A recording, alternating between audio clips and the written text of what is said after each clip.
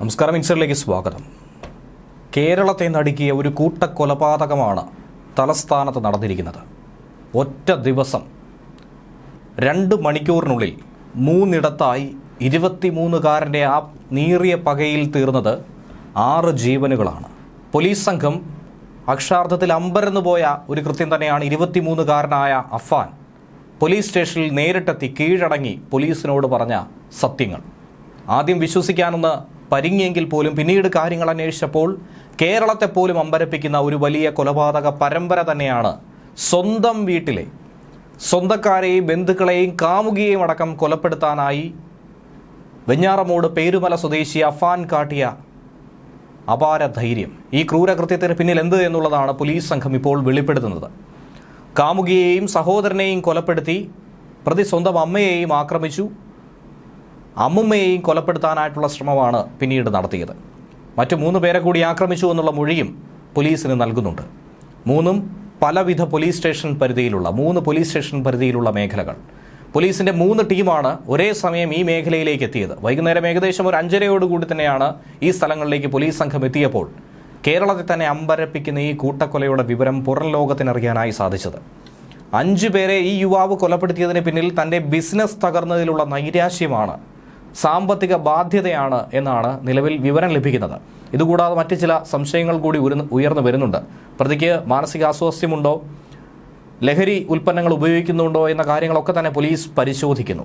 കൊലപാതകത്തിന് ശേഷം വെഞ്ഞാറമൂട് പോലീസ് സ്റ്റേഷനിൽ നേരിട്ടെത്തിയാണ് പ്രതി മൊഴി നൽകിയിരിക്കുന്നത്. ആ മൊഴിയിലാണ് ഇക്കാര്യം പറയുന്നത്. 2 മണിക്കൂർ കൊണ്ട് 3 വീടുകളിലായി ബന്ധുക്കളായ 6 പേരെ വെട്ടിയെന്നാണ് ആദ്യം പോലീസിനോട് പറഞ്ഞത്.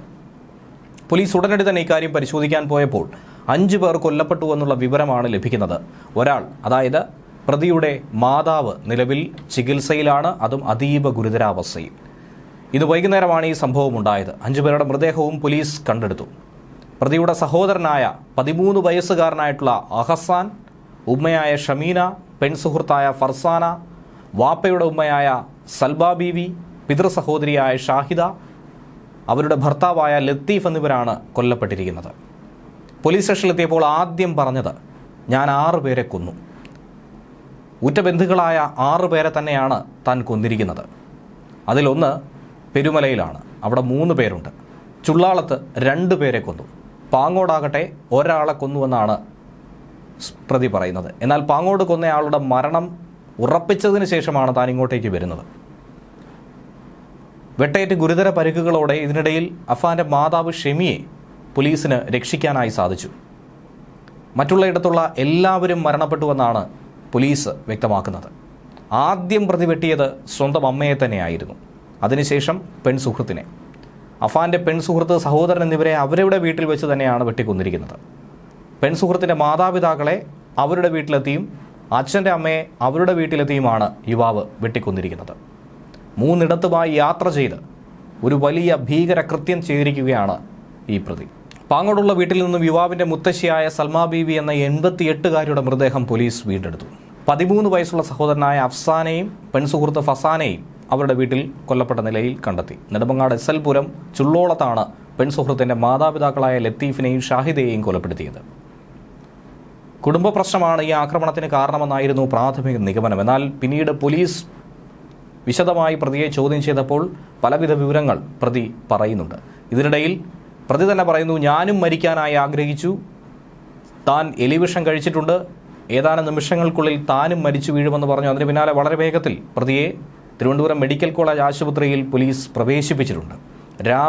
വൈകുന്നേരം മുതൽ തന്നെ ഇയാൾ പറഞ്ഞ സ്ഥലങ്ങളിലൊക്കെ പോലീസ് പരിശോധന നടത്തുകയാണ്. ഇന്ന് രാവിലെ മുതൽ തുടങ്ങിയ കൃത്യം അവസാനിച്ചത് വൈകുന്നേരവും. അഫാൻ മയക്കുമരുന്നിന് അടിമയാണെന്നാണ് പോലീസ് സംശയം പ്രകടിപ്പിക്കുന്നത്. ഇയാൾ ഇതിനു മുൻപ് വിദേശത്തായിരുന്നു. പിതാവിനൊപ്പം തന്നെ വിദേശത്ത് ബിസിനസ് ചെയ്തു പോരുകയായിരുന്നു. സ്പെയർ പാർട്സ് കട നടത്തിയിരുന്നു. പക്ഷേ അത് പൊളിഞ്ഞതിനെ തുടർന്ന് വലിയ സാമ്പത്തിക ബാധ്യത ഇയാൾക്കുണ്ടായി. ഇതിന് പിന്നാലെയാണ് ഈ വലിയ കൃത്യത്തിന്, കൂട്ടക്കുരുതിക്ക്, കൊലപാതകത്തിന് തയ്യാറെടുത്തതെന്നാണ് ലഭിക്കുന്ന സൂചന. വിദേശത്തും സ്വദേശത്തുമായി ഒട്ടനവധി ആളുകളിൽ നിന്നും വലിയ തുകകളാണ് ഇയാൾ കടം വാങ്ങിയിരിക്കുന്നത്.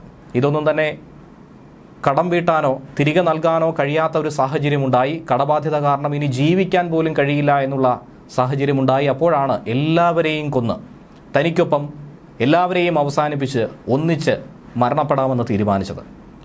എന്നാൽ എന്തുകൊണ്ട് ഒറ്റയ്ക്ക് മരിച്ചുകൂടാ എന്നുള്ള ചോദ്യത്തിന് പ്രതി നൽകുന്ന മറുപടി, താൻ ഒറ്റയ്ക്ക് മരിച്ചാൽ കാമുകി തനിച്ചാകും. കാമുകി തനിച്ചാകുന്നത് കൂടെ അല്ലാതെ അമ്മ തനിച്ചാകും, മറ്റ് ബന്ധുക്കളൊക്കെ തന്നെ തനിച്ചാകും. ഇത് കരുതിയാണ് കാമുകിയെ കൂടി വീട്ടിലേക്ക് വിളിച്ചു കൊണ്ടുവന്ന് സ്വന്തം വീട്ടിൽ തന്നെ കൊണ്ടുവന്ന് വെട്ടിക്കൊലപ്പെടുത്തിയതെന്നും പ്രതി പറയുന്നു. വിശദമായി കൂടുതൽ വിവരങ്ങൾ പ്രതിയിൽ നിന്നും ചോദിച്ചറിയുകയാണ് പോലീസ്. വിസിറ്റിംഗ് വിസയിൽ പിതാവിൻ്റെ കൂടെ വിദേശത്തായിരുന്നു ഇത്രയും കാലം പ്രതി. അതിനുശേഷം തിരിച്ചു വന്നു. പ്രതിയുടെ മാതാവ് ക്യാൻസർ രോഗത്തിന് ചികിത്സയിലായിരുന്നു എന്നുള്ള വിവരവും ഈ അവസരത്തിൽ ലഭിക്കുകയാണ്. വെഞ്ഞാറമൂട് സ്കൂളിലെ 9ാം ക്ലാസ് വിദ്യാർത്ഥിയാണ് 13-കാരനായ അനിയൻ അഫ്സാനും. ഈ കൊലപാതകത്തിനൊക്കെ തന്നെ ശേഷം പ്രതി വീട്ടിൽ ഗ്യാസ് സിലിണ്ടർ തുറന്നുവിട്ടാണ് പോലീസ് സ്റ്റേഷനിൽ കീഴടങ്ങിയത്. ഒരുപക്ഷെ ആരെങ്കിലും രക്ഷപ്പെടാൻ സാധ്യതയുണ്ടെങ്കിൽ സിലിണ്ടർ പൊട്ടിത്തെറിച്ച് അവരും കൂടെ മരിക്കട്ടെ എന്നുള്ള ഒരു ചിന്തയായിരുന്നു പ്രതിയുടെ മനസ്സിലുണ്ടായിരുന്നതെന്നാണ് പോലീസ് പറയുന്നത്. ന്യൂസ് ഡെസ്ക് മലയാളി വാർത്ത.